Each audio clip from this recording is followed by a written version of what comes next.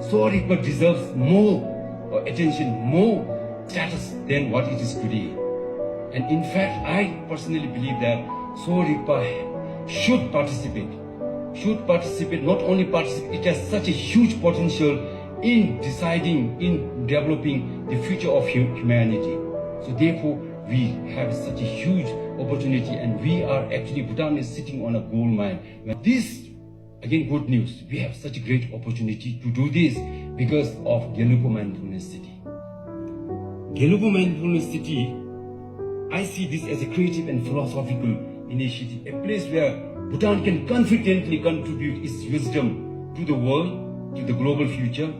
And Gelugpa Mindfulness City is going to be a place where innovation and mindfulness, they don't compete with each other, but complement. And also Gelugpa Mindfulness City will be a place where technology serves the well-being of humanity. And perhaps the biggest opportunity is that Gelugpa Mindfulness City will be a place where Soul Reaper can evolve from being a perceived traditional wisdom and which will be recognized as a contemporary, futuristic and timeless. So the status of Soul Reaper will be enhanced, and there I think we really have this opportunity now.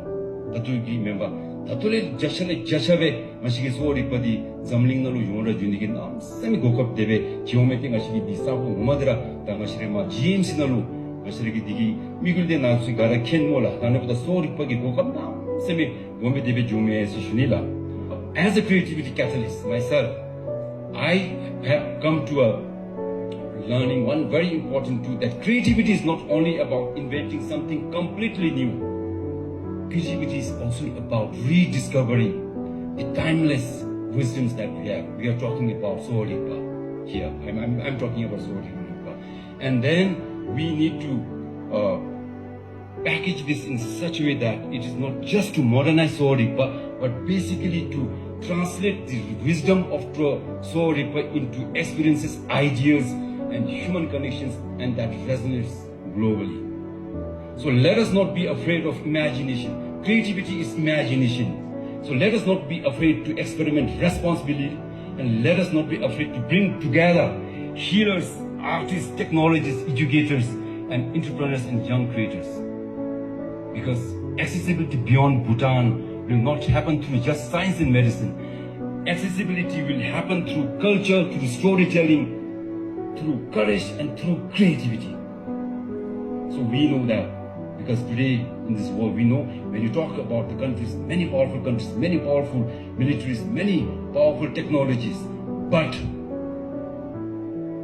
the other fact is there are very few nations that try to become a source of inner well-being for humanity. And we are so proud, humble, as a Bhutanese, that our country comes at the forefront in this space when we talk about the source for the inner or well-being. So the soul healing languages through which Bhutan can speak to the world. Somewhere far away from Bhutan, a human being, stressed and under a lot of exhaustion, comes into contact with Soul Reaper, and then he or she feels a little more balanced, more connected, and more whole.